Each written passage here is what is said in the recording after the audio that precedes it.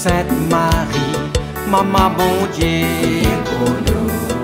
Saint Michel, tout bon ange bon Dieu, pour nous. Saint Jean-Baptiste et Saint José. Bonjour tout le monde, frères et sœurs mauriciennes d'ici et d'ailleurs. Merci de nous rejoindre encore une fois dans le programme Un Saint chaque jour. Dans ce programme-là, nous avons l'occasion de faire connaissance un peu avec un saint, une sainte, que l'Église invite nous pour célébrer chaque jour et nous pouvons aussi demander aux autres, prier pour nous et intercède pour nos familles. Aujourd'hui, le 8 novembre, l'Église invite nous pour célébrer mémoire Saint Geoffroy, patron de l'orphelin, protecteur de les démunis, patron de réformateur de l'Église, l'évêque courageux. Il est aussi invoqué pour obtenir la force morale, la droiture dans la responsabilité et le courage pour dire la vérité. Et nous profitons de l'occasion pour célébrer Geoffroy, Godefroy, Jeffrey, Godfrey, Jeff. Cathédrale Amiens, sa joie-là resplendit et une santé solennelle peut élever, tandis qu'une procession peut avancer très lentement dans la nef. Pas noble, vêtu d'or, dignitaire, vêtu en ecclésiastique, avec le chape brodé, l'encens peut lever, parfum peut lever, etc. Tout cela peut montrer la fête, mais aussi la richesse, le prestige. Et tout ensemble, on peut célébrer la gloire humaine autant que la gloire divine. Mais soudain, d'un geste inattendu, presque choquant, l'évêque Geoffroy, qui permis la procession, est arrêté. Et sous le regard surpris de tout le monde, il retire ce bague épiscopal, il dépose ce crosse, il tire ce manteau qui est richement orné, brodé, etc. Et puis, il monte en chair. Silence partout. Et bien là, il est arrêté, il écouté. Alors, sur la voix levée et sur la voix très cassante, il dit, l'Église n'est pas fini de faire pour briller, mais pour servir. Si comme il y a un pauvre, pas peut trouver du pain, le Christ lui-même n'est pas besoin du pain. Alors, ce mot-là, vient une calotte, comme un coup de tonnerre dans sa splendeur en or là. Ça, c'est simple, radical. Il résume toute la vie de Saint Geoffroy. Un homme de vérité, de charité, qui préfère la pauvreté du Christ à la gloire des hommes. D'un siècle, contre une tentation du pouvoir, un privilège, ça peut ronce d'église, Geoffroy s'y rappelle l'essentiel. La grandeur de l'Évangile nous mesure par la proximité qui nous est avec les plus pauvres, les plus petits. Saint Geoffroy fut né en 1065 à Soissons, près de Soissons, et à l'époque quand l'Église tapait CS pour réformer lui-même. Le clergé était parfois corrompu. Il y a la guerre entre les seigneurs qui tapaient ravage dans la campagne. Et dans tout cela, les pauvres tapaient souffert, dans le sens de taper paye le pot cassé. Orphelin très jeune, Geoffroy dit comment dire, confié à un monastère près de Saint-Quentin et c'est un moine qui finit dans un sens élevé. Depuis son enfance, il finit distingué par sa piété, sa douceur, son intelligence. Il devient un moine, après il devient abbé à Saint-Quentin, avant qu'ils soient nommé évêque d'Amiens vers 1104. Alors, sur le monde, c'est comment dire, c'est un monde de croisade, un monde de lutte entre pouvoir spirituel et pouvoir royal. Un monde qui peut vivre d'un tumulte, Geoffroy là, dans tout cela, il vient, comment dire, la lumière d'un homme de paix, il vient, comment dire, un homme qui peut rayonner la lumière du Christ autour de lui.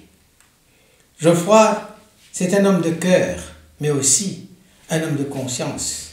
Il a accepté à contre-cœur la charge de l'évêque. Pour lui, il préfère la vie monastique, très simple, qui un palais de l'évêque, un palais épiscopal. Mais il obéit par devoir, parce qu'il est convaincu que le service de Dieu il passe par le service de l'Église.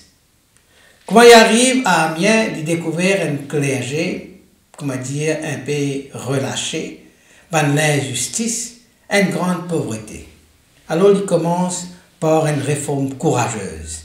Il demande à un prêtre qu'ils ont bien mis l'exemple, un modèle.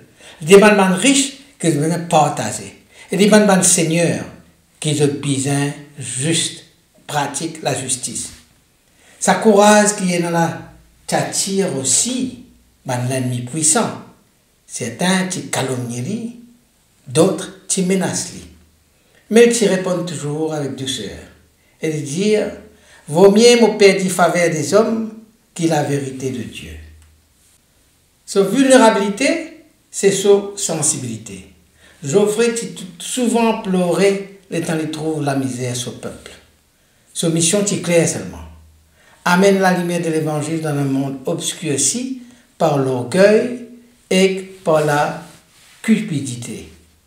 Vers la fin de la vie, épuisé par un conflit, par une corruption qu'il a pu combattre, Geoffroy lui demande qu'il retire.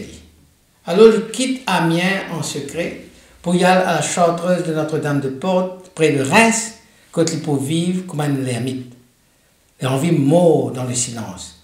Loin sa bonne intrigue, loin sa bonne corruption là, seulement uni à Dieu.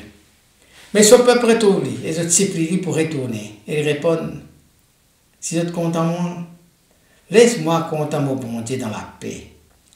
Il est mort en 1115 d'une grande paix intérieure. Sur l'humilité, sur sainteté, laisse un souvenir tellement fort qui, quand des gens qui viennent en pèlerinage, l'eau se tombe quelques années suivant son amour. Quand nous cause miracle associé à Saint Geoffroy, nous retrouvons au début du IIe siècle dans la cathédrale d'Amiens, quand Geoffroy a pu prêcher avec une force tranquille comme un pasteur proche des bandes pauvres. Une femme aveugle depuis des années qui avance vers lui. Beaucoup d'espérance dans son cœur.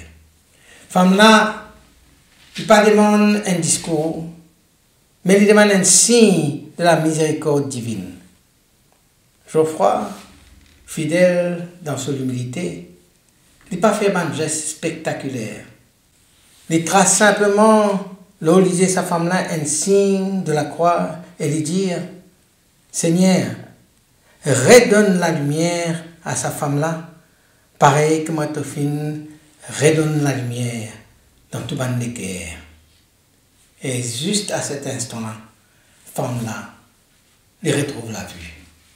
La foule acclame Geoffrey, comment dire, un héros, mais lit les paroles de la gloire et lui dit, pas moi là, mais ça, mais c'est la miséricorde du Christ. Ce miracle rapporté par la tradition, il illustrait la puissance de la prière et de la sainteté discrète, l'évêque Saint Geoffroy, qui pâtissait ni la renommée, mais la vérité toute simple, la simplicité de croire dans l'Évangile, la simplicité de croire dans le Christ miséricordieux. Un jour, il y a un incendie qui s'appelle ravage le quartier pauvre de Amiens.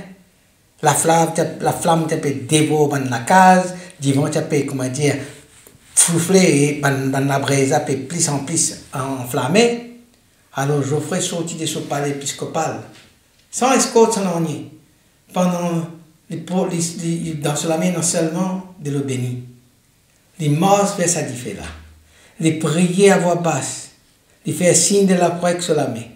Et soudain, il va tomber, la flamme affaiblit et il fait teindre avant même qu'il fait là atteindre une habitation proche voisine.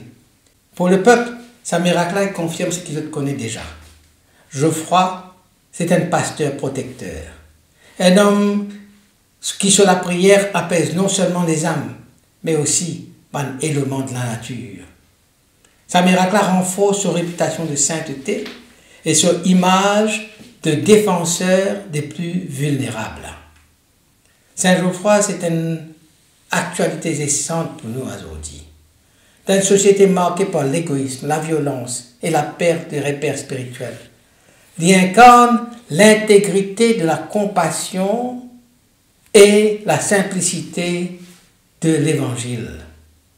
Il rappelle-nous que le pouvoir, c'est un service, non un privilège. La vérité nous a contenté plus que la popularité. La sainteté, l'inné dans la fidélité à nos bonnes devoirs. Ce courage tranquille inspire tout ban qui peut exercer une certaine responsabilité. Ban enseignant, ban dirigeant, ban prêtre, ban parent. Ce message peut résonner aujourd'hui encore, bien fort.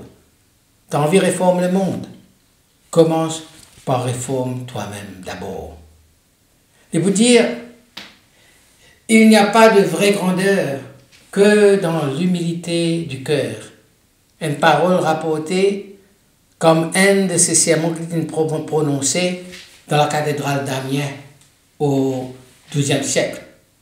Geoffroy, tu peux vivre dans l'époque où l'Église, riche et influente, tu risquais de laisser séduire par la gloire humaine. Alors, il peut dire, il n'y a pas de vraie grandeur que dans l'humilité du cœur. C'est une phrase qui résume ce combat intérieur et pastoral. La grandeur chrétienne n'est pas mesurée par un ornement qui nous est non, par un titre qui nous est non, mais par la profondeur de l'humilité. Il est inscrit dans la tradition des évêques réformateurs qui rappellent nous que l'autorité, c'est un service. Et puis il y a aussi, si le Christ vient choisir la croix, qui moi été pour choisir la facilité? Si le Christ a choisi la croix, qui suis-je pour choisir la facilité? Je crois que tu prononces sa parole-là pour encourager un prêtre qui décourageait face à une tension, face à la réforme qu'il t'a imposée pour purifier toute la vie ecclésiale. Il exprime une théologie de la fidélité. Suivre le Christ, c'est accepter la croix comme un chemin de vérité et de salut. Sa phrase-là est une vigne emblématique de ce courage, de ce refus pour faire un compromis, et même quand ça coûte sa popularité. Il n'est pas pour badiner, il n'est pas pour faire aucun compromis. Et pour dire aussi, le pauvre est le visage du Christ venu frapper à ta porte. C'est des devises pastorales qui résument sur l'esprit d'évêque. Geoffroy, tout le monde qui connaît, pousse l'amour qu'il tient dans le pauvre. Au point qu'il dénonce publiquement le luxe excessif de l'Église. Pour lui, la charité, ce n'était pas une option, mais la condition pour reconnaître le Christ dans la vie du quotidien.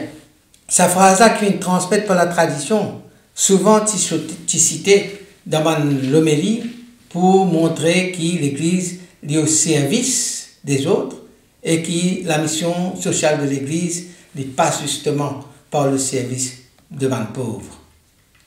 Alors, à nous prier.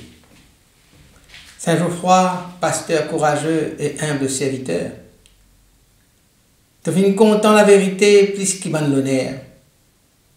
Montre-nous comment pour vivre avec droiture et compassion. Toi qui protèges les pauvres, tu finis apaiser les cœurs. Donne-nous courage pour agir avec justice et douceur pour guérir sans juger. Inspire un prêtre, un éducateur, un responsable, puis qu'ils soient servis avec fidélité, sans qu'ils recherchent leur propre gloire, mais ils recherchent la gloire bon Dieu. Saint Geoffroy, priez pour nous, afin qu'il, pareil comme toi-même, nous devions un artisan de paix, de vérité et de miséricorde. Amen. Qui bon Dieu bénisse et tous les bonnes proches. Qui son esprit habite toujours dans eux. Qui les protège partout et toujours. Au nom du Père et du Fils et du Saint-Esprit. Amen. Et à demain. Saint-André et Saint-Matthieu. Saint-Jean, Saint-Marc et Saint-Luc. Priez pour nous, priez pour nous, priez pour nous. Sainte-Marie-Madeleine et Saint-Étienne. Priez pour nous. Saint-Ignace et Saint-Laurent. Priez pour nous.